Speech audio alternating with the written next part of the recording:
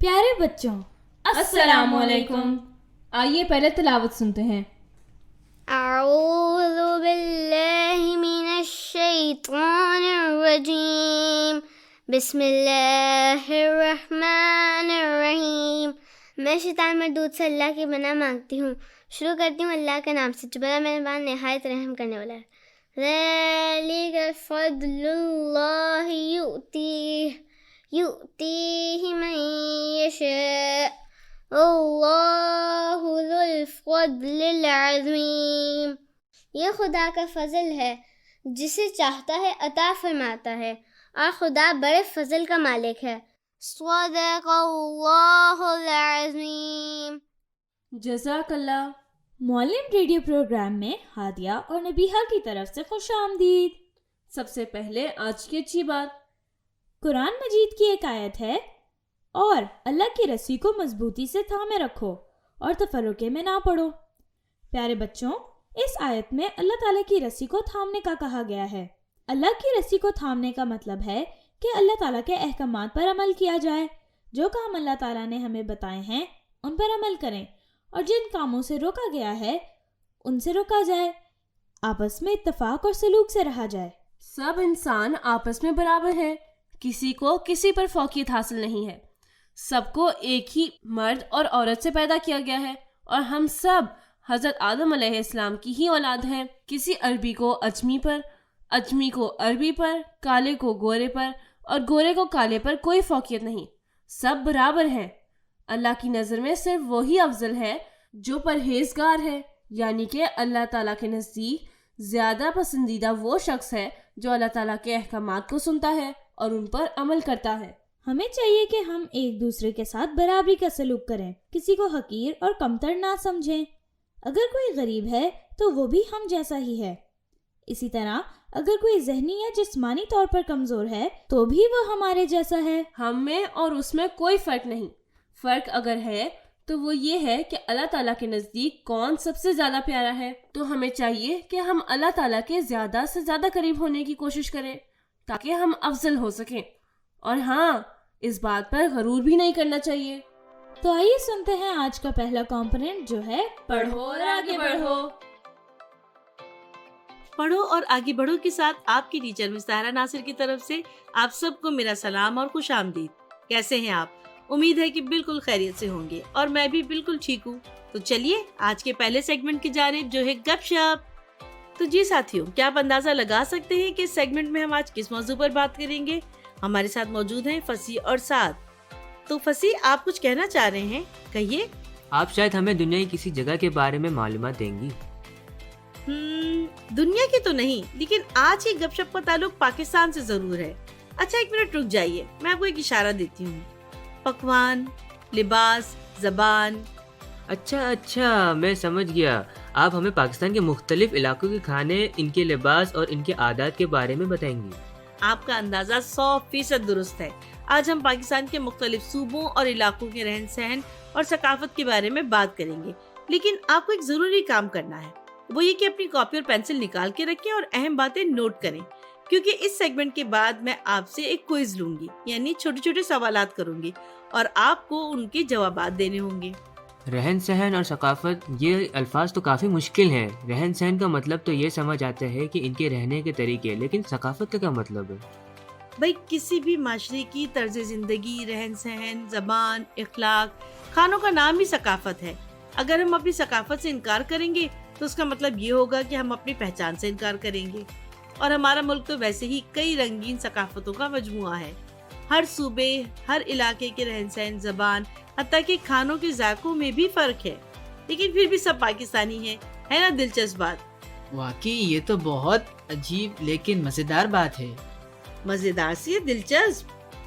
मजेदार से इसलिए कहा कि आपने बताया हर जगह के खाने की मुख्तलिफ होते हैं। जब मैं पाकिस्तान के दौरे पे जाऊंगा तो हर इलाके के खाने जरूर खाऊंगा। हाँ भाई, जरूर खाना। और आप दोनों भी अपनी कॉपियाँ निकालें और जो कुछ मैं बताती जाऊँ उसकी अहम बातें नोट करें। इस तरह आपको गौर से सुनने की आदत होगी और मालूमात में भी इजाफा होगा। एक और जरूरी बात, मैं एक एक सूबे के बारे में बताऊंगी, फिर उससे मुतालिक सवाल करूंगी, इसलिए गौर से सुने और फिर सवाल सुनकर जवाब दें। सबसे पहले ये जरूरी है कि आप सब ये जान लें कि मुख्तलिफ ज़बानें और मुख्तलिफ सकाफतों के बावजूद हम सब पाकिस्तानी ही कहलाते हैं। चले पहले मैं आपको पंजाब के लोगों के रहन सहन के बारे में बताती हूँ। पंजाब को अपने मुनफरिद लोक विरसा, सूफी रिवायत, लिबास, खेल, गीत और लोक दास्तानों के बाइस पूरी दुनिया में मुनफरिद हैसियत हासिल है। अमन, भाईचारा, मेहमानों की खातिरदारी और खास तौर पर खवातीन की इज्जत और तकरीम पंजाबी कल्चर का खासा है। भंगड़ा यूरोप समेत दुनिया के हर खित्ते में पंजाबियों की पहचान बन चुका है। भंगड़े की मुनफरिद बात यह है कि इसमें तमाम जात पात से बुलंद होकर हिस्सा लिया जाता है, चाहे वो गांव का चौधरी हो या फिर निचले तबके से ताल्लुक रखने वाला कोई शख्स। सब मिलकर ढोल की थाप पर कदम से कदम मिलाते हुए शामिल होते हैं। पंजाब की एक दिलचस्प बात बताऊं आपको कि हर जिले की जबान वैसे तो पंजाबी है, लेकिन उनमें भी लबो लहजे में फर्क है। गांव हो या शहर, मेहमान नवाजी उनका खासा है। मकई की रोटी और सरसों का साग, फिर लस्सी, वाह मुंह में पानी आ गया। और एक मजेदार बात बताऊं, वहाँ के गांव देहातों में मुख्तलिफ खेल भी खेले जाते हैं, खास तौर पर कबड्डी, जो कि अब बाकायदा इंटरनेशनल गेम बन चुका है। पंजाब की सरजमीन चूँकि बहुत सरसब्ज है, तो वहाँ के देही इलाकों के रहने वालों का ज्यादातर पेशा खेती बाड़ी है। शहरों में जदीद और कदीम सकाफत का मिलाप नजर आता है। बड़ी बड़ी सड़कें और शानदार इमारतें शहर की रौनक बढ़ाती हैं। सिरी पाए, मुर्ग छोले और बाकर खानी भी यहाँ के मरगूब खाने हैं। ये तो बहुत दिलचस्प मालूमात है। मैं छुट्टियों में पंजाब की सैर के जरूर जाऊंगा। बिल्कुल जरूर जाएं, लेकिन सर पहले सवालात के जवाब दीजिए। चलिए पहला सवाल, पंजाब का लोक रक्स क्या कहलाता है? मिस मैं बताऊं? जी जी बताइए। भंगड़ा और ये ढोल की थाप पर किया जाता है। बिल्कुल दुरुस्त जवाब है, भंगड़ा और ये ढोल की थाप पर किया जाता है। चलिए अब अगला सवाल सुने। पंजाब के कुछ मशहूर खाने बताइए। सिरी पाए, साग, बाकर खानी। और मिस मकई की रोटी, मुर्ग छोले और लस्सी भी तो है ना? बिल्कुल सही कहा आप दोनों ने। अब मेरे तीसरे सवाल का जवाब दीजिए और आप सब भी अपने जवाब चेक कीजिए। ये बताइए कि पंजाब का मशहूर खेल कौन सा है जो अब इंटरनेशनल खेल में बदल चुका है? मिस कबड्डी। मिस कबड्डी या सिर्फ कबड्डी? भाई ये तो सारे दुरुस्त जवाब आपने दे दिए और मुझे यकीन है कि मेरे तमाम तलबा तालिबात जो मुझे इस वक्त सुन रहे हैं उनके जवाब भी दुरुस्त होंगे। चलिए आगे बढ़ते हैं, सब गौर से सुने। अब जरा सिंध की बात करें। सिंध की तहजीब बहुत पुरानी है, हजारों साल पुरानी। सिंध की सकाफत और तहजीब इंसान की चंद इब्तिदाई तहजीबों में से एक है, जहाँ बड़े बड़े बुजुर्गान दीन के मज़ारात के साथ बड़ी तारीखी इमारत भी हैं, जो दुनिया में सिंध समेत पूरे मुल्क की पहचान है। सिंध वो खित्ता है जिसे तहजीबों की माँ कहा जाता है। अजरक और सिंधी टोपी हमेशा से सिंधी सकाफत की पहचान रही है। सिंधियों की मेहमान नवाजी की जितनी तारीफ की जाए कम है। सिंध की 5000 साल तारीख में सिंधियों पर सबसे ज्यादा असर जिस हस्ती ने किया वो शाह अब्दुल लतीफ बिठाई है, जिनकी शायरी और कलाम आज भी इतने ही मकबूल हैं जितने उनके दौर में थे। मवेशी पालना और खेती बाड़ी यहाँ के देहातियों का पेशा है, बेहद मेहमान नवाज होते हैं। यहाँ का रिवायती खेल मलाखड़ा है। सिंधी अपने मूछों पर बहुत फख्र करते हैं, बल्कि बड़ी मूछें रखने का मुकाबला भी होता है। दरिया सिंध की वजह से यहाँ की मशहूर सौगात पल्ला मछली है और खजूरों के बागात भी हैं। यहाँ की खवातीन बहुत हुनरमंद हैं। इनके हाथ के बनाए हुए खूबसूरत कपड़े और कढ़ाई वाली चादरें दुनिया भर में मशहूर है। मिस सिंध में गर्मी तो बहुत पड़ती है ना? हाँ, दीगर सूबों की तरह गर्मियों के मौसम में सिंध में गर्मी बहुत ज्यादा होती है। इसकी एक वजह यहाँ का सहराई इलाका थर भी है। तो सवालात के लिए तैयार हैं? जी मिस बिल्कुल। ओके, पहला सवाल, सिंध की तहजीब की खास बात क्या है? मिस खास बात, मिस एक तो बहुत पुरानी तहजीब है और दूसरा मुझे याद नहीं आ रहा। मिस शायद ये इंसान की सबसे पुरानी तहजीबों में से एक है। शाबाश सादी और फसी, आपका जवाब भी दुरुस्त है। अब अगला सवाल सुने जिसका ताल्लुक पहले सवाल से ही है। सिंध को क्या कहा जाता है? ये मुझे आता है, तहजीबों की माँ। बहुत खूब। और अब साद आप बताइए कि सिंध के लिबास में क्या शामिल होता है? वो मिस एक रंगीन सी चादर होती है जिसमें खाने बने होते हैं। इसका रंग महरून और सफेद होता है। हाँ भाई, उसे अजरक कहते हैं। और साथ में सिंधी टोपी भी, जिसमें छोटे छोटे शीशे और कढ़ाई हुई होती है। अच्छा ये बताएं, सिंध का रिवायती खेल कौन सा है? मलाखड़ा। शाबाश, मलाखड़ा सिंध का रिवायती खेल है। अब मैं आपसे जो सवाल पूछूंगी तो आपको 3 ऑप्शन भी दूंगी, दुरुस्त जवाब मुंतखब करना होगा, ठीक है ना? अब आप हमें बलूचिस्तान के बारे में बताएं। बलूचिस्तान की सज्जी बेहतरीन रिवायती डिश है। काक को आमतौर पर सज्जी के साथ पेश किया जाता है।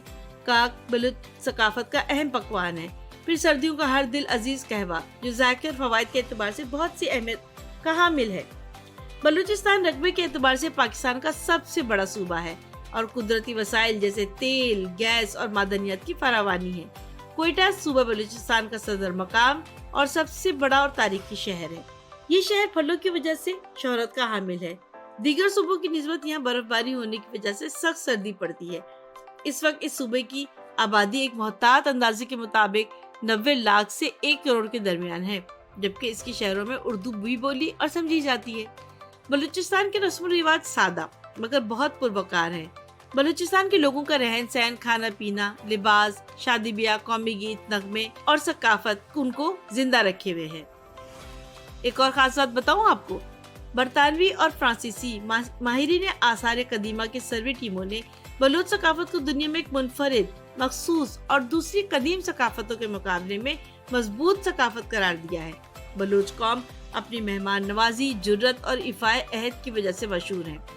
बलूची खवातीन अपने हसीन और जमील मलबूसात खुद तैयार करती हैं। बलोच लिबास अपनी खूबसूरत कढ़ाई और डिजाइन के बाइस कीमती और मशहूर है। बलोच मर्द आज भी अपनी रिवायती लिबास जेबतन करके तलवारों के साय में पुरजोश बलोची रक्स पेश करते हैं।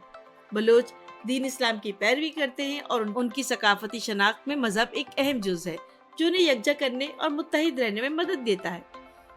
जहाँ बलोची मर्दों की ड्रेस कोड का ताल्लुक है, मर्दों की मकबूल पोशाक में पगड़ी शामिल है।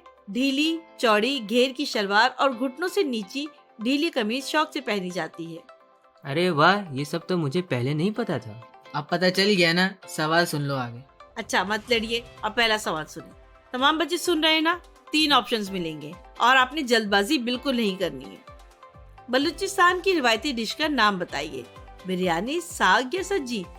सज्जी। शाबाश फसी, बिल्कुल ठीक कहा। बलूचिस्तान किस लिहाज से पाकिस्तान का सबसे बड़ा सूबा है? रकबे के लिहाज से, आबादी के लिहाज से या बागात के लिहाज से? रकबे के लिहाज से। 7, आपका भी जवाब बिल्कुल सही है। बलूचिस्तान का सदर मकाम या दारुल खिलाफा कौन सा शहर है? ज़ियारत, क्वेटा, पशीन? फसी, आप बताएंगे? जी, क्वेटा। चलिए जी, अब हम खैबर पख्तूनख्वा की जानिब चलते हैं। थोड़ा सा उसका तारुफ हो जाए, उनका रहन सहन और सकाफत देखते हैं। खैबर पख्तूनख्वा पाकिस्तान के शुमाली मगरबी हिस्से में वाक़ है। रकबे के लिहाज से छोटा लेकिन आबादी के लिहाज से तीसरा बड़ा सूबा है। इसका शुमाली हिस्सा सरसब्ज़ शादाब इलाकों पर मुश्तमिल है, जहाँ लोग मुख्तलिफ इलाकों से सैर व तफरीह के लिए आते हैं। सूबाई दारुल हुकूमत पिशावर है और ज़बान पश्तो है। खैबर पख्तूनख्वा का मौसम शदीद है। गर्मी में सख्त गर्मी और सर्दी में सख्त सर्दी पड़ती है। पाकिस्तान के बेशतर सयाहती मकामात इसी सूबे में पाए जाते हैं। नारान, कागान, कालाम, सवात, दीरबाला जैसे खूबसूरत पहाड़ी मकामात को गैर मुल्की स्विट्जरलैंड का टुकड़ा कहते हैं। इसके बावजूद के पहाड़ी इलाके ज्यादा है। यहाँ के ज्यादातर लोगों का जरिया माश काश्तकारी है। खुश्क मेवे भी बकसरत पैदा होते हैं। यहाँ के लोग अपने मेहमान नवाज और पुरखुलूस तबीयत की वजह से पहचाने जाते हैं। अमूमन खवातीन पर्दा करती हैं। बकरे की गोश्त के पकवान मरगूब ग़िज़ा हैं, जिनमें मिर्च मसाले कम रखे जाते हैं। और पेशावर की चपली कबाब को कौन भूल सकता है। चलिए, अब मेरे जुमलों में दी गई मालूमात को दुरुस्त या गलत बताइए और सही जवाब भी दीजिए। पहला सवाल है, खैबर पख्तूनख्वा आबादी के लिहाज से सबसे बड़ा सूबा है। गलत, ये तीसरा बड़ा सूबा है। बिल्कुल ठीक कहा आपने, शाबाश। खैबर पख्तूनख्वा की मकामी ज़बान पश्तो है।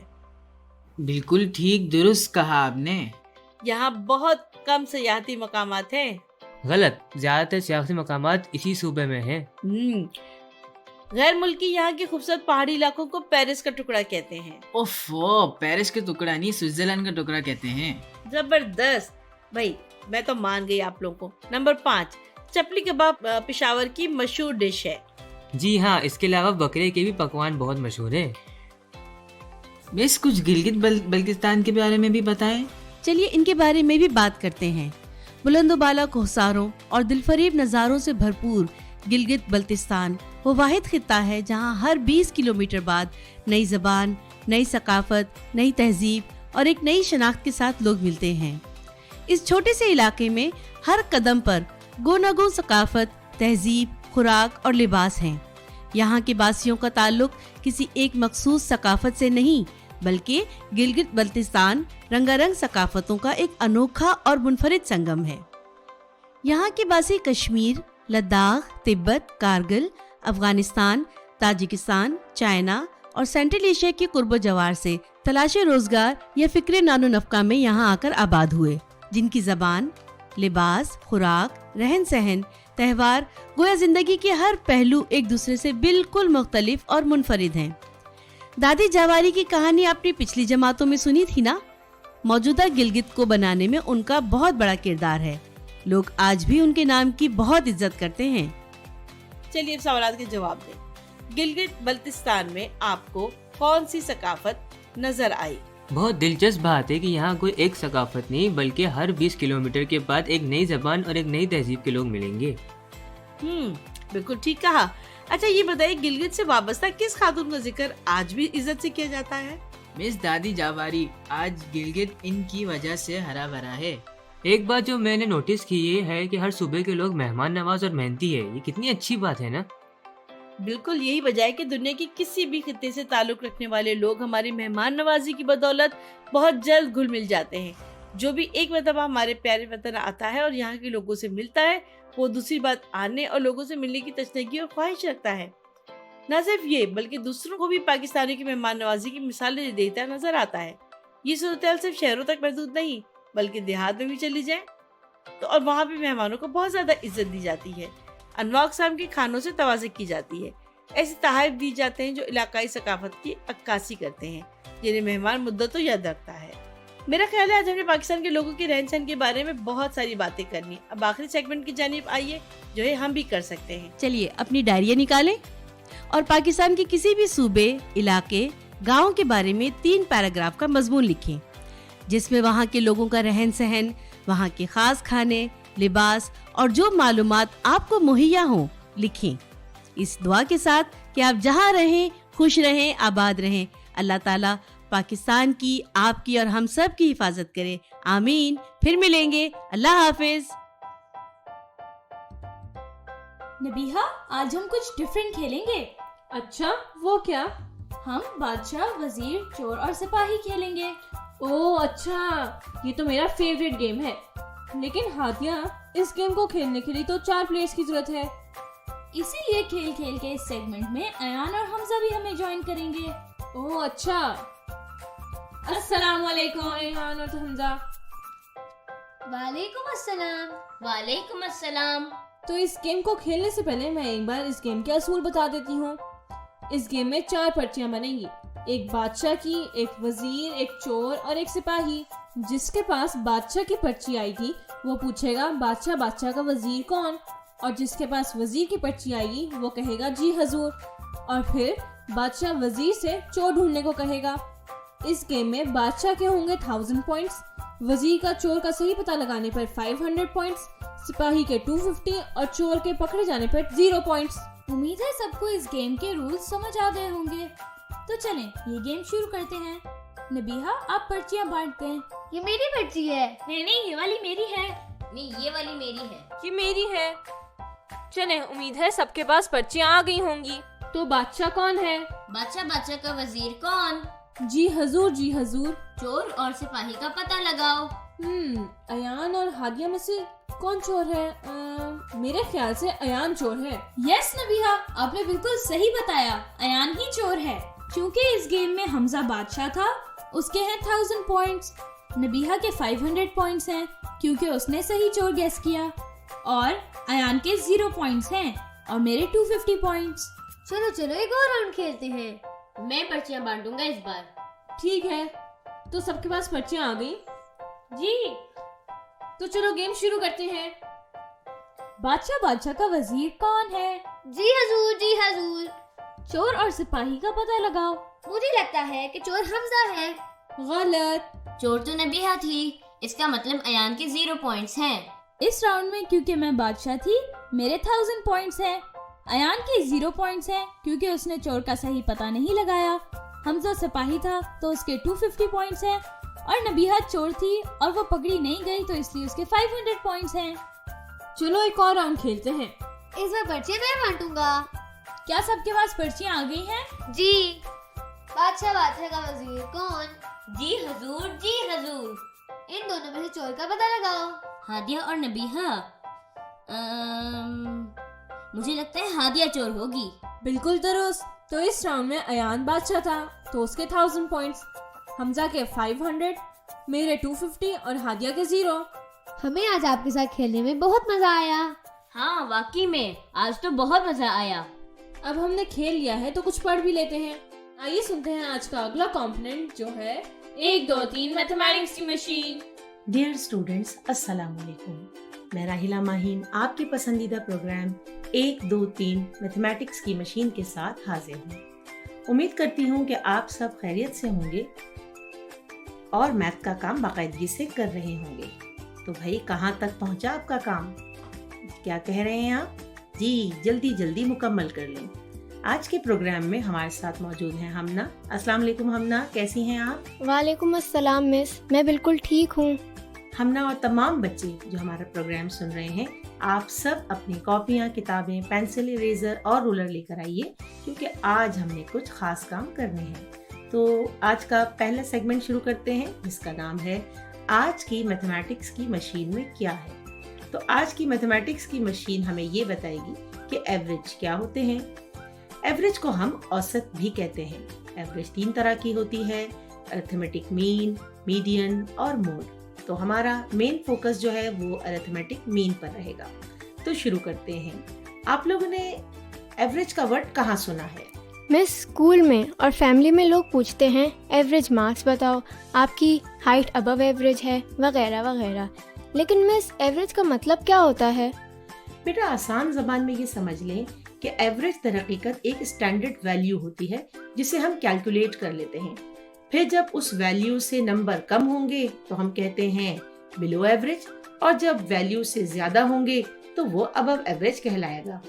जैसे क्लास में 5 बच्चे हैं, किसी टेस्ट में 2 बच्चों ने 10 नंबर लिए हैं, 2 बच्चों ने 6 नंबर लिए हैं और 1 बच्चे के 8 नंबर हैं। हमें क्लास के एवरेज मार्क्स निकालने के लिए सबके मार्क्स ऐड करके टोटल नंबर ऑफ चिल्ड्रन से डिवाइड करेंगे।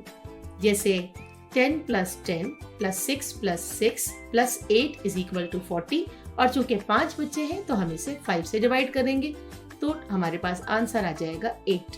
तो 8 हमारे एवरेज मार्क्स है। अब ये एक स्टैंडर्ड वैल्यू बन गई।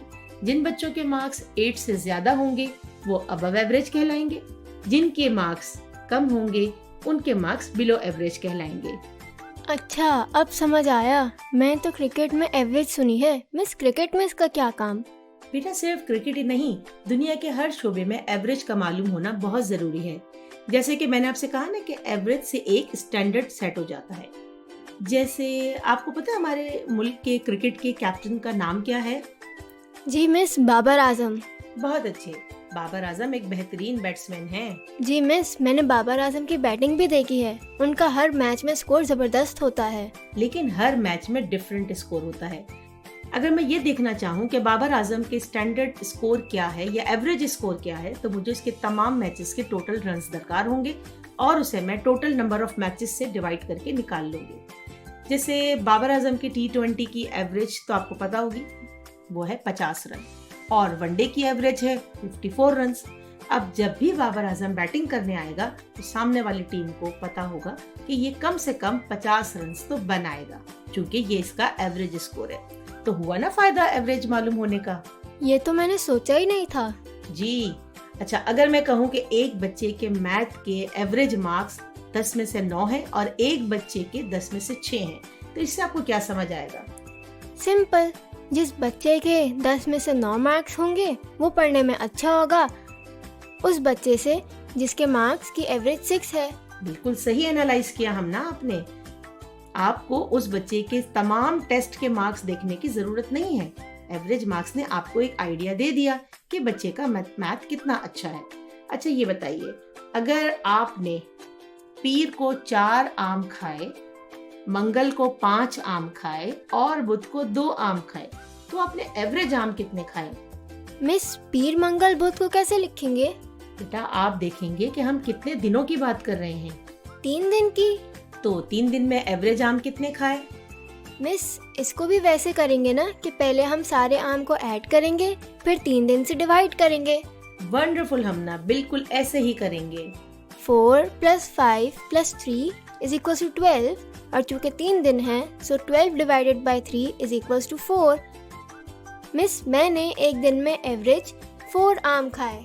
Very good. हालांकि आप देखिए एक दिन में आपने 3 आम भी खाए और 5 आम भी खाए, लेकिन चूंकि एवरेज आपको बता रही है कि आपने हर दिन 4 आम खाए, यानी सेम टू सेम। अच्छा, अब दूसरा सवाल। अब्दुल्ला को अम्मी ने ईद पर 100 रुपए दिए, अब्बू ने 200 रुपए दिए, दादा ने 500 रुपए दिए और दादी ने 400 रुपए दिए।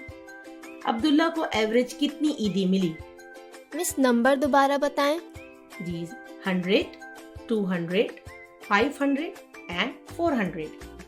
मिस, 100 + 200 + 500 + 400, ये तो हो गए 1200। मिस, अब हम इसे किस नंबर से डिवाइड करेंगे? हमने कुल कितने लोगों ने ईदी दी है? मिस, 4 लोगों ने। तो 4 से डिवाइड करेंगे। 1200 डिवाइडेड बाय 4 = 300, ये तो 300 रुपीज हो गए। जी, यानी ऑन एवरेज अब्दुल्ला को 300 रुपीज ईदी में मिले हैं। अब आता है हमारा अगला सेगमेंट जो कि है लेट्स प्रैक्टिस।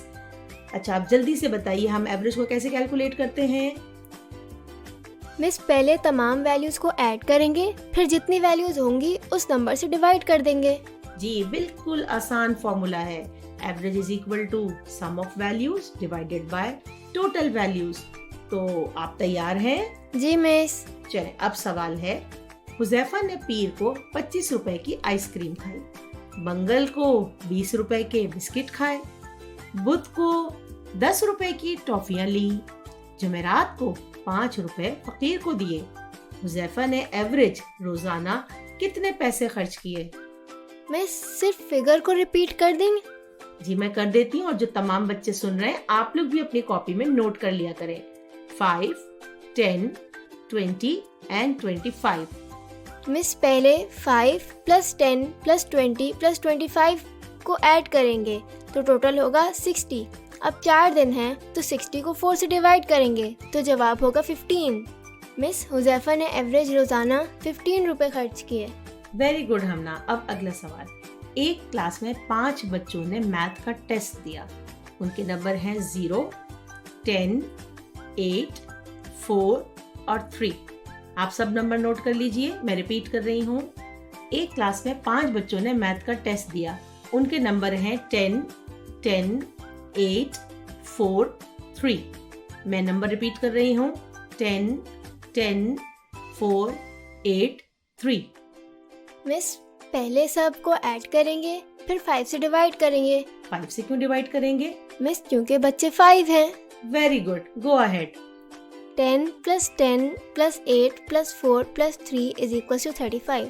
35 को 5 से डिवाइड करेंगे तो जवाब आएगा 7। बिल्कुल ठीक कैलकुलेट किया आपने।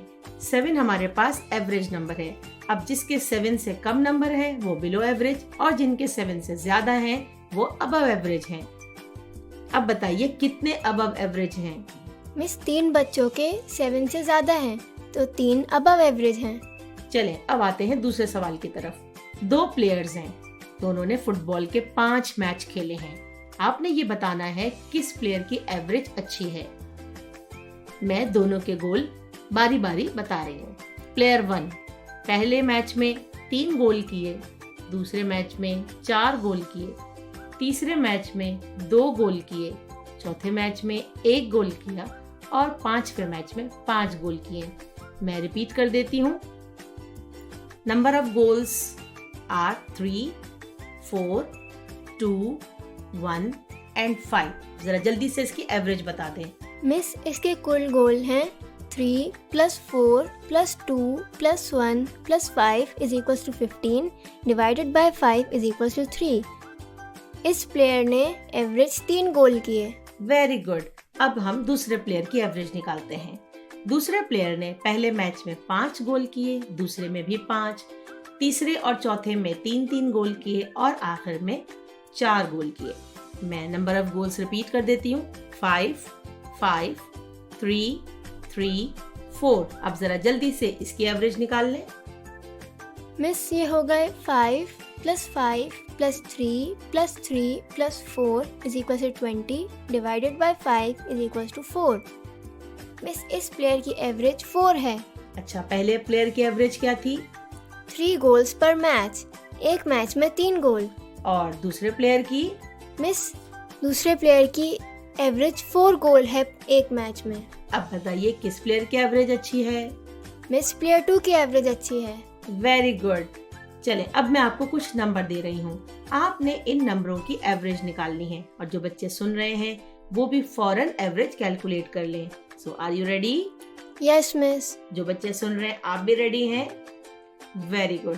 तो नंबर्स हैं 10, 35, 50, 75, 60। मैं रिपीट कर रही हूँ, 10, 35, 50, 75 एंड 60। अब जरा इसकी एवरेज कैलकुलेट करें। Miss average is equals to sum of values upon total values. तो what are the sum of values? 230। और total values? 5। What's the average? 230 divided by 5 is equals to 46। Very good Hamna, बहुत अच्छे। अब लीजिए दूसरा सवाल। सारा ने इंग्लिश में 70 मार्क्स लिए, मैथ में 80, उर्दू में 64 और साइंस में 50 मार्क्स लिए।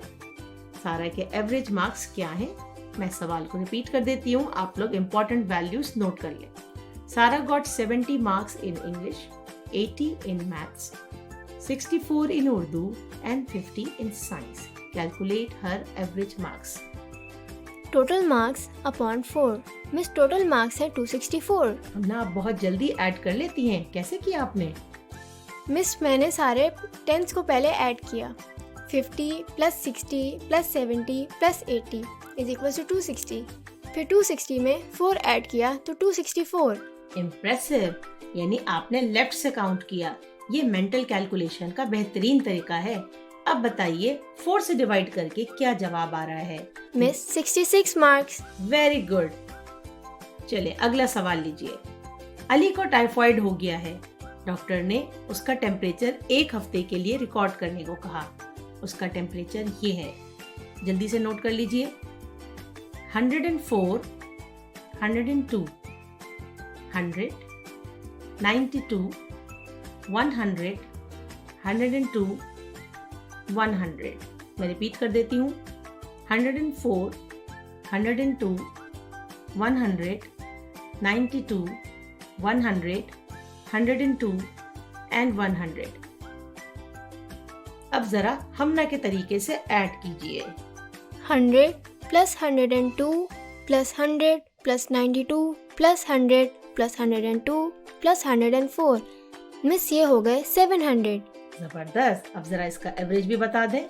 700 divided by 7 is equals to 100। इसका मतलब है अली का एवरेज बुखार 100 डिग्री था पूरे हफ्ते। तो फिर कैसी रही प्रैक्टिस? बहुत अच्छी, मुझे तो बहुत मज़ा आया और मुझे पहली दफ़ा पता चला एवरेज हम क्यों लेते हैं। तो फिर चलते हैं आखिरी सेगमेंट की तरफ, जिसका नाम है लेट्स रिकैप। तो बच्चों, एवरेज एक ऐसी वैल्यू होती है जिसकी मदद से हम एक मकदार को दूसरे मकदार से कंपेयर कर सकते हैं। जैसे किसी रिजल्ट में एवरेज मार्क्स, क्रिकेट के मैदान में एवरेज स्कोर या बॉलिंग में विकेट्स की एवरेज। एवरेज हमें ये भी बताती है कि किसी मुल्क में आमतौर पर कितनी बारिश होती है। हम एवरेज को कैलकुलेट करने के लिए एक जो फॉर्मूला इस्तेमाल करते हैं वो है average is equal to sum of values divided by total values. मैं उम्मीद करती हूँ कि आपको एवरेज कैलकुलेट करनी आ गई होगी। आपकी किताबों में इससे रिलेटेड जितना भी काम है उसे मुकम्मल कर लीजिएगा और इसके साथ ही अपनी मेज़बान राहिला माहिन को इजाज़त दीजिए। अल्लाह हाफिज़। अब बारी है एक्सरसाइज की। हाँ तो बच्चों, तैयार हैं आप लोग आज की एक्सरसाइज के लिए? सबसे पहले हम करेंगे वार्म अप एक्सरसाइज, जिसमें आपको अपनी जगह पे खड़े हो जाके उछलना है। सही है? आपको जंप करना है जैसे आपको पता है। तो शुरू करती हूँ मैं काउंटिंग। 1 2 3 4 5 6 7 8 9 10 9 8 7 6 5 4 3 2 1।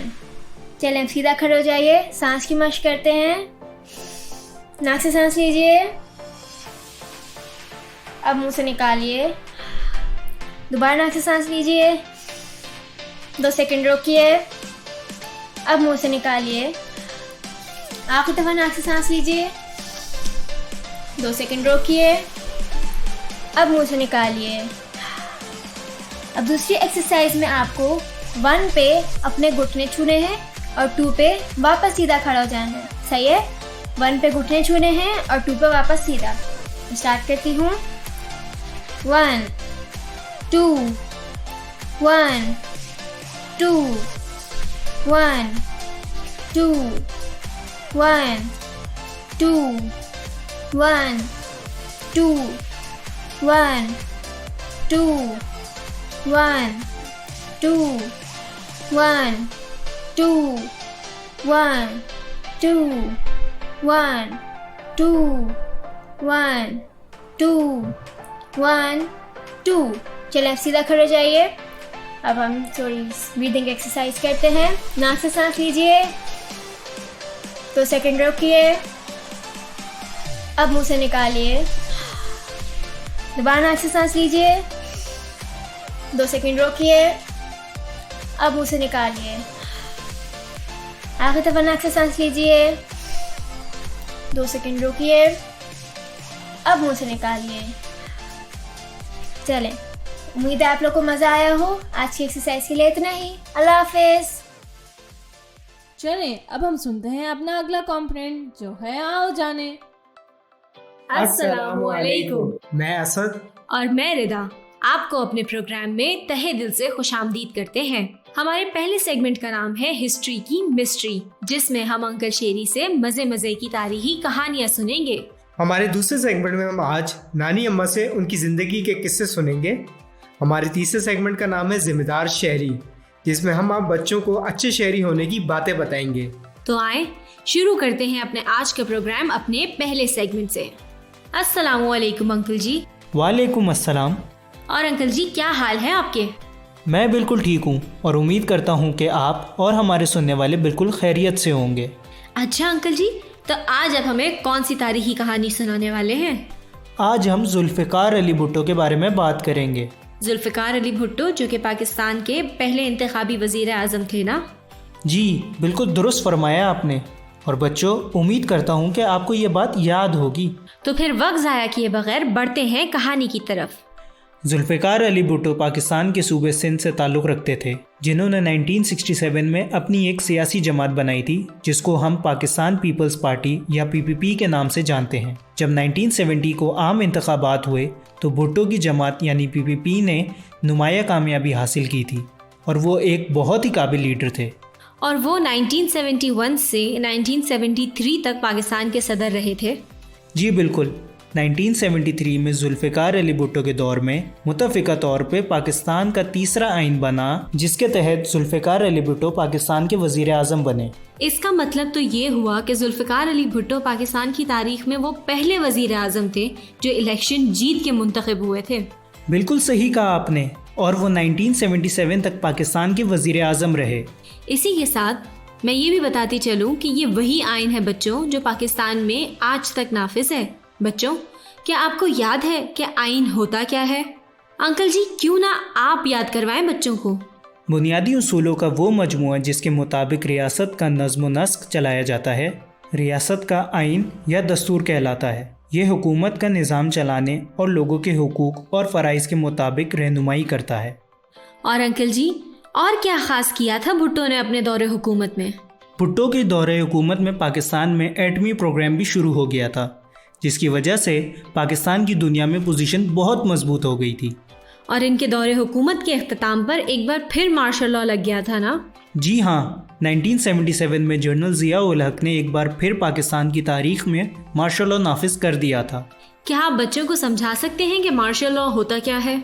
मार्शल लॉ तब होता है जब फौज मुल्क का इंतज़ाम संभाल लेती है। अच्छा अंकल जी, उसके बाद क्या हुआ? उसके बाद इलेक्शंस हुए और मुख्तलिफ वज़ीर आज़म मुंतखब हुए, जिनमें इनकी अपनी बेटी बेनज़ीर भुट्टो, मुस्लिम लीग के नवाज शरीफ और तहरीक इंसाफ के इमरान खान सर फहरिस्त हैं। बहुत बहुत शुक्रिया अपना वक्त देने के लिए हमारे प्रोग्राम को अंकल जी। अपना ख्याल रखिएगा। अल्लाह हाफिज़। खुदा हाफिज़। मुझे उम्मीद है बच्चों कि आपने पाकिस्तान की तारीख के बारे में कुछ नया ज़रूर सीखा होगा। तो चले वक्त ज़ाया किए बगैर अपने अगले सेगमेंट की तरफ चलते हैं। दोस्तों, आज हमने सोचा क्यों ना कुछ नया करें। आज के हमारे इस सेगमेंट का नाम है कहानी नानी की ज़ुबानी। बच्चों, अभी तक इतनी सारी एपिसोड्स में हमने पाकिस्तान की तारीख, उसकी सकाफत, उसके माहौल और आबो हवा के बारे में बहुत कुछ सीखा है, लेकिन वो सारी किताबी बातें हैं। आज हमने सोचा कि एक ऐसे शख्स को बुलाया जाए जिसकी ज़िंदगी में ये सारे तजुर्बात हैं। और नानी अम्मा से बेहतर कौन हो सकता है, जिनकी तवील ज़िंदगी में कई तरह के तजुर्बात मौजूद हैं। तो बगैर वक्त ज़ाया किए हम सब की नानी को अपने प्रोग्राम में खुशामदीद करते हैं। वेलकम टू आवर शो नानी, क्या हाल है आपके? मैं अल्हम्दुलिल्लाह ठीक ठाक, आप सुनाएं। अल्लाह का करम है। चले अपने इस सेगमेंट का सिलसिला शुरू करते हैं। मेरा पहला सवाल ये है कि आप कब और कहाँ पैदा हुई? मैं 1938 में हिंदुस्तान के शहर अमृतसर में पैदा हुई, जो बिल्कुल लाहौर के साथ ही वाक़ है। ओह माशाल्लाह, फिर तो आपका तजुर्बा बहुत ज़्यादा होगा। अच्छा, आप मुझे ये बताएं, क्या आपको पाकिस्तान की आज़ादी से पहले के कुछ साल याद हैं? बेटा, मैं तो तब बहुत छोटी थी, लेकिन मेरे वालिद साहब ने मुझे उस वक्त की बहुत सी कहानियाँ सुनाई हैं। जैसे 23 मार्च 1940 के तारीखी दिन को वो लाहौर में इकबाल पार्क के उस मकाम पर मौजूद थे जहाँ करारदाद पाकिस्तान मंजूर हुई। ये मुस्लिम लीग की तरफ से मुसलमानों के लिए एक अलग मुल्क बनाने का बाकायदा ऐलान था। तुम्हें पता है जिस जगह ये रेजोल्यूशन पास हुई, अब वहाँ क्या चीज़ मौजूद है? वहाँ याद करो, जब हम लाहौर की सैर के लिए गए थे तब भी हम वहाँ गए थे। हाँ, याद आया, मीनारे पाकिस्तान। बिल्कुल ठीक। इसी तारीखी दिन की याद में उस जगह मीनारे पाकिस्तान बनाया गया है। नानी, और कोई किस्सा सुनाए उस वक्त का? आज़ादी की तहरीक के दौरान मुस्लिम लीग और कांग्रेस में सियासी तनाव था। फिर 1946 के इलेक्शन हुए, जिसमें मुस्लिम लीग ने उन तमाम सूबों में बरतरी हासिल की जिनमें मुसलमानों की आबादी ज़्यादा थी, जिसने इस बात की तस्दीक कर दी कि वो इस खित्ते के मुसलमानों की नुमाइंदगी कर रहे थे और एक अलग मुल्क मांगना उनका जमहूरी हक था। फिर हमने आज़ादी कैसे हासिल की? फिर बड़ी जद्दोजहद के बाद 14 अगस्त 1947 को पाकिस्तान वजूद में आया। उस वक्त पाकिस्तान के दो हिस्से थे, मशरकी पाकिस्तान यानी ईस्ट पाकिस्तान और मगरबी पाकिस्तान यानी वेस्ट पाकिस्तान। पंजाब का भी बंटवारा हुआ और अमृतसर जहाँ हम रहते थे वो इंडिया के साथ शामिल हो गया। तो मेरे अब्बू ने हम सबको लेकर पाकिस्तान जाने का फैसला कर लिया। नानी, आप लोग पाकिस्तान कैसे आए? बेटा, हम काफ़ी लोग थे जिन्होंने पाकिस्तान जाने का फैसला किया था। हालात बहुत ख़राब थे, कई लोगों ने इस सफ़र में अपनी जानें गंवा दी थी। बड़ी मुश्किलों के बाद हम पाकिस्तान की सरजमीन पर पहुँचे थे। अच्छा, ये तो बताएं, पाकिस्तान तो बन गया था, उसके बाद क्या हुआ था? पाकिस्तान बनने के बाद कायदे आज़म मोहम्मद अली जिन्ना पाकिस्तान के पहले गवर्नर जनरल बने और लियाकत अली खान हमारे पहले वज़ीर आज़म। पाकिस्तान के शुरू के साल बड़े सख्त थे और पाकिस्तान बहुत से मसलों से दो चार रहा। उस वक्त की क़यादत ने बहुत कोशिश की कि वो इन मसलों को हल करे। उसी दौरान 1948 में एक साल बाद ही कायदे आज़म की वफ़ात हो गई और 1951 में लियाकत अली खान भी चल बसे। फिर क्या हुआ? और फिर 1958 में कुछ सियासी मसलों की वजह से मुल्क में मार्शल लॉ लगा दिया गया। General Ayub Khan chief marshal law administrator और फिर सदर पाकिस्तान बन गए। इसी दौरान 1965 में पाकिस्तान और हिंदुस्तान के दरमियान जंग छिड़ गई। अफवाज पाकिस्तान ने हिंदुस्तान की फौजों का डट के मुकाबला किया और फतह हासिल की। नानी, ये तो बड़ी इंटरेस्टिंग हिस्ट्री है। अगले सालों का कुछ बताएं। अगले सालों में 1969 में अयूब खान ने सियासी दबाव की वजह से रिज़ाइन कर दिया और उनकी जगह याहिया खान ने ले ली। फिर 1970 में पाकिस्तान की तारीख में पहली बार इलेक्शन हुए और उसके अगले ही साल 1971 में सियासी बदअमनी और जंग की वजह से हम ईस्ट पाकिस्तान यानी मशरकी पाकिस्तान से अलग हो गए। तो फिर ईस्ट पाकिस्तान का क्या हुआ? ईस्ट पाकिस्तान एक अलग मुल्क बन गया जिसे हम बांग्लादेश कहते हैं। 1973 में जुल्फ़िकार अली भुट्टो प्राइम मिनिस्टर बने। इस दौर में उन्होंने पाकिस्तान के कॉन्स्टिट्यूशन यानी उसके आईन और जोहरी प्रोग्राम पर काम किया। नानू, अब आप मुझे ये बताएं कि दुनिया का पहला इस्लामी जौहरी ताकत रखने वाला मुल्क कौन सा है? वो है मेरा और आपका पाकिस्तान। नानू, ये तो बहुत फख्र की बात है। ये बताएं कि आपको अपनी और हमारी जनरेशन में क्या चेंज नजर आता है? चेंज सबसे बड़ा बेटा वक्त का है। मुझे ऐसा लगता है कि हमारे पास वक्त बहुत होता था, एक दूसरे से बात करने का, एक दूसरे के साथ वक्त गुजारने का, जबकि आजकल के माँ बाप और उनके बच्चे सब बहुत मसरूफ़ हैं। शायद टेक्नोलॉजी की वजह से आप सब एक दूसरे को उस तरह वक्त नहीं दे पा रहे। काफ़ी अहम बात की तरफ इशारा किया है आपने।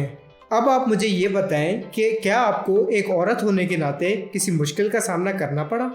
बिल्कुल बेटा, कई दफ़ा।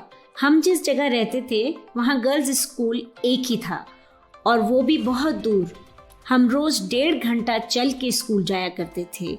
बॉयज़ स्कूल की तादाद गर्ल्स स्कूल की निस्बत ज़्यादा थी। तो अगर आप इस तरह देखें तो मेरा भाई तो बहुत आसानी से स्कूल जाता था क्योंकि उसका स्कूल करीब था और मुझे बहुत दूर जाना पड़ता था। तो फिर आप तो बहुत थक जाती होंगी। थक तो बहुत जाती थी, पर मुझे स्कूल जाना बहुत अच्छा लगता था। मैं अपनी क्लास में हमेशा फर्स्ट आती थी और मेरे अब्बू ने हमेशा मुझे बहुत सपोर्ट किया। अच्छा, अब टॉपिक बदलते हैं। अब मुझे ये बताएं कि आपने अपनी ज़िंदगी में मौसमों में क्या क्या तब्दीलियां देखी हैं?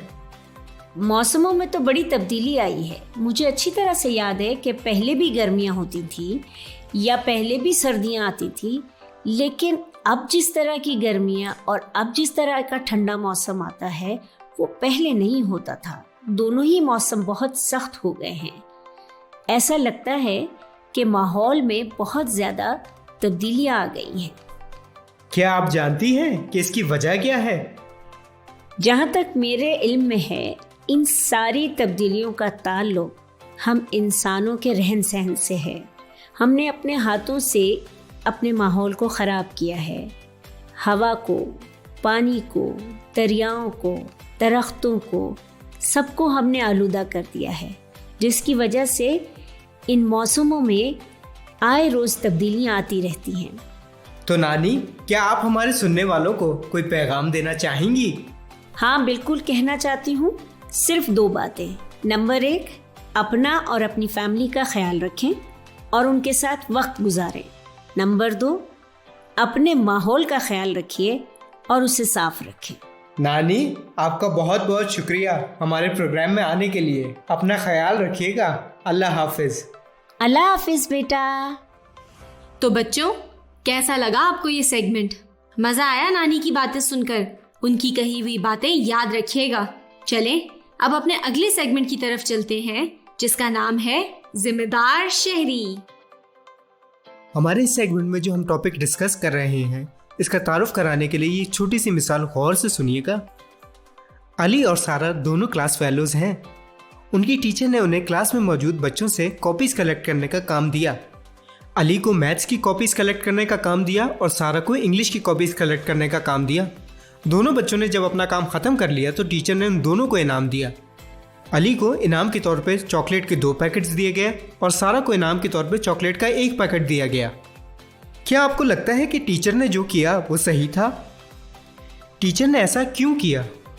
हो सकता है टीचर ने अली को 2 चॉकलेट्स इसलिए दी हो क्योंकि वो लड़का है और सारा को 1 चॉकलेट इसलिए दी हो क्योंकि वो लड़की है, जबकि काम दोनों ने बराबर ही किया था।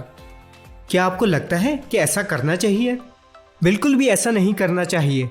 लड़का हो या लड़की, दोनों के साथ हमें बराबरी का सलूक रखना चाहिए। इसे जेंडर इक्वालिटी कहते हैं। मतलब ये कि हमारे जेंडर यानी लड़का या लड़की होने की वजह से अगर हमारे साथ भेदभाव हो रहा हो तो वो गलत है। लड़का और लड़की जिस्मानी तौर पर बेशक अलग हैं, लेकिन ज़हनी काबिलियत में दोनों बराबर हैं। इसीलिए दोनों को एक जैसे मौके मिलने चाहिए, गोया वो तालीम हो या घर की मेज़ पर पड़े खाने की तकसीम। इसी तरह अगर अम्मी और अब्बू दोनों नौकरी याफ्ता हैं तो अब्बू का भी फ़र्ज़ है कि वो अम्मी की मदद किचन में करें और भाई और बहन दोनों मिलकर मेज़ या दस्तरखान सेट कर लें। तो बच्चों, मुझे उम्मीद है कि आप जेंडर इक्वालिटी के बारे में समझ गए होंगे और इस पर अमल भी करेंगे। तो आज हमने सीखा कि जुल्फ़िकार अली भुट्टो कौन थे और उनके दौरे हुकूमत में क्या क्या ख़ास हुआ। उसके बाद हमने हम सब की प्यारी नानी के तजुर्बे से पाकिस्तान के बारे में कुछ बातें जानी और आखिर में हमने एक बहुत ही अहम मौजू पे बात की जिसका नाम है जेंडर इक्वालिटी। तो मुझे उम्मीद है कि आप सब ये बातें याद रखेंगे बच्चों। इसके साथ ही हम अपने प्रोग्राम का इख्तिताम करते हैं। उम्मीद है आज का प्रोग्राम आपको ज़रूर पसंद आया होगा। मिलते हैं अगले प्रोग्राम में एक नए कॉन्सेप्ट के साथ। तब तक अपना और अपने घर वालों का ख्याल रखिएगा। अल्लाह हाफिज। आज तो मजा आ गया, इतने सारे कॉन्सेप्ट्स एक साथ, जबरदस्त। अगले प्रोग्राम तक के लिए इजाजत। अल्लाह हाफिज। पाकिस्तान जिंदाबाद।